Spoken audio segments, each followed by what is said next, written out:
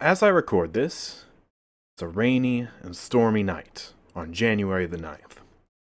And I'm coming to you with a confession, because there's something I have to fess up to now. Too many people have caught on, and it's time to let the cat out of the bag, so to say. If you've spent any amount of time recently paying attention to my channel and watching the updates that happen with Paladins and all the gossip and stuff that goes on social media regarding the Paladins account and Paladins updates, all that stuff, then you've probably noticed a trend by now, and some people have definitely caught on. For example, as one astute X/Twitter user pointed out, just a few hours after I posted my item tier list, Evil Mojo started announcing massive sweeping changes that they were doing to the item shop. And I thought that was pretty suspicious. Here's another example.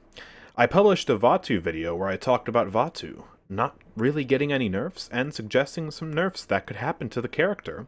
And what happened just a few weeks later? Well, Vatu got nerfed. Or how about 7? 7.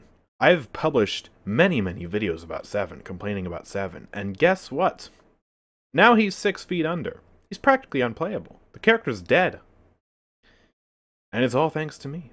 Or so some people say. And so, there is a very distinct pattern where I say something, and Evil Mojo does it. Very interesting, right? Well, I think it's time that I finally break the news to you and actually tell you the truth about what's going on here. You see, as a matter of fact, I am Mr. Paladins.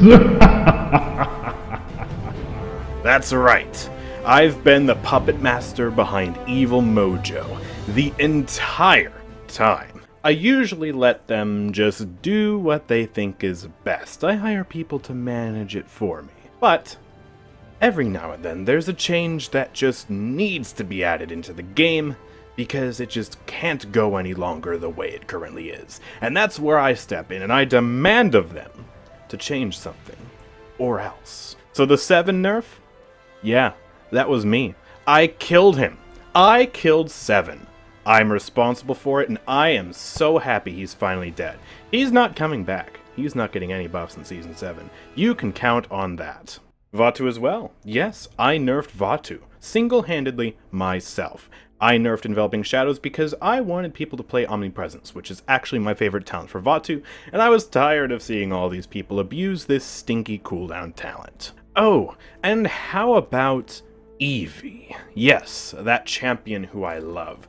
You notice how there have been no balance changes for Eevee, apart from buffs?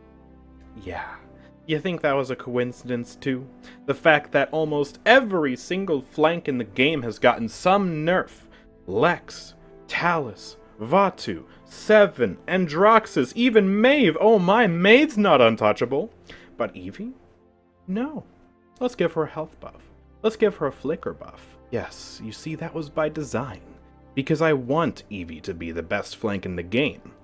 Because she's my favorite flank. And my favorite character deserves to be the strongest character in the game. And you'll notice, if you pay attention to my videos and my streams where I talk about what I want for the game, that this trend actually goes even deeper than that. Those are just the most popular and most recent examples, but as a matter of fact, I've been dabbling my hands in the balance at Evil Mojo for far longer than you ever thought.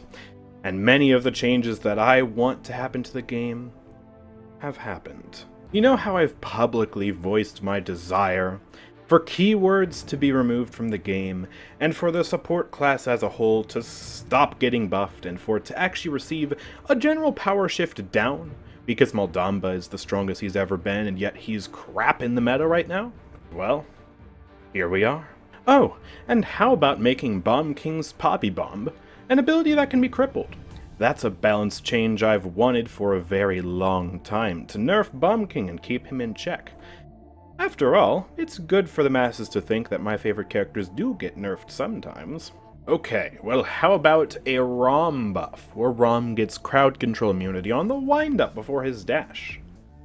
Or what about that Imani video, where I asked for Inferno Cannon to get some base movement speed buffs, and either a damage buff, or perhaps the ability to apply Cauterize to the enemies?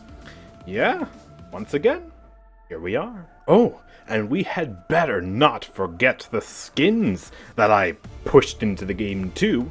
You guys remember such amazing hits as Remix Atlas, Santa Barrack, ooh, and Cowboy Androxus, right, I almost forgot that one. Yes, you see, I am a genius, right? Give the guy with a 6-shooter a cowboy skin where he's got an old western revolver. Ooh, yeah, pew pew. But also about his revolver, you guys know I'm such a huge fan of the fast-firing revolver for Androxus. So that's why I brought that back to the game, yes. Do you guys remember when Lex was deleted from the game? Yeah, that was a good time. It's been quite peaceful ever since, right? Yeah, that was me. So yes, I have had my little gloved fingers all up inside of Evil Mojo's development team. I have been dictating the changes for this game, as you can see, by all of the changes I just listed off that definitely happened. Andrew? None of that actually happened. You didn't actually make any of those changes. What do you mean?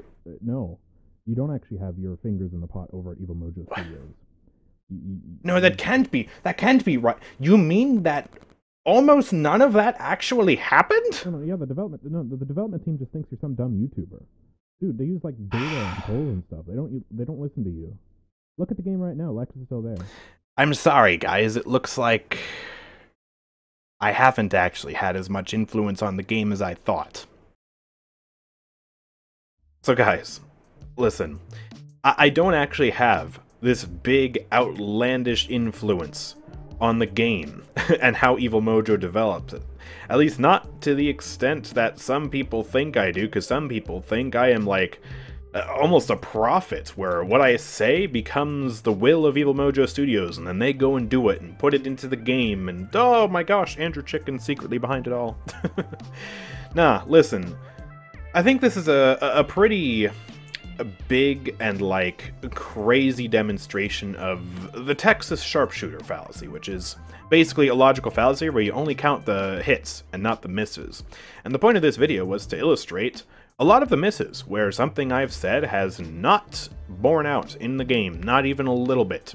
I don't even have the power to get them to add a simple Vatu quality of life change. You know that whole reload animation cancel thing? I don't even have the power to get them to do that. They haven't even done that. I've been asking for that for like months, if not like a year or two now. So, yeah. Take a chill pill, guys. It's not... I don't have this crazy influence on the balance team, okay? Yeah, I might influence it a little bit, to the same degree that other partners do, and to the same degree that the community does, where I give feedback, and if enough people also give the same feedback, guess what? Yeah, maybe they'll think about doing a change. But that's not anything even close to me directly having a hand on what they do. It's kind of crazy, honestly. It feels like I'm at the target of like some sort of conspiracy theory with some of the comments that I read. In terms of like, yeah, for example, this recent Vatu thing where I published a video talking about why Vatu hasn't gotten nerfed.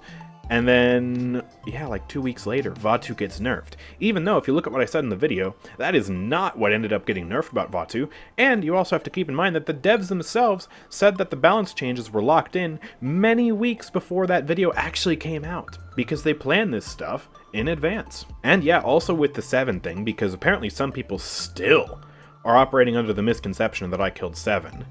No, those balance changes were not what I envisioned for the character, not even a little bit. Yes, I was part of the crowd, the sea of people that were hating on this character, who didn't like playing against this character. So I am just as responsible for the 7 nerfs as the thousands of people who were crying out for 7 to get nerfed because they couldn't stand the guy, because he's one of the most annoying characters in the game when he's overpowered. So... yeah, that's the moral of the story. I thought I'd make a silly video and play into the idea a little bit. But the lesson here is actually, yeah, no, Evil Mojo doesn't listen to one zany content creator to make the balanced decisions for their game. And if they did, the game would be terrible, because some of my ideas are probably not that great, especially for champions that I don't really play that often or think about that often. They take more consideration than that. They listen to the community as a whole, they listen to the data, they listen to a whole bunch of things, they listen to how they want to change the game, because it is their game, and they want to have a say in how things are run too. It's not just me. To think it's just me, to think I have this overwhelming godlike influence on the game, is ridiculous. So knock it off, please. Like, once and for all, can we just put this conspiracy to bed? Thanks. Anyways, that's gonna do it for today's video. Like this video if you enjoyed it, subscribe, and yeah, I will see you all next time. Peace out.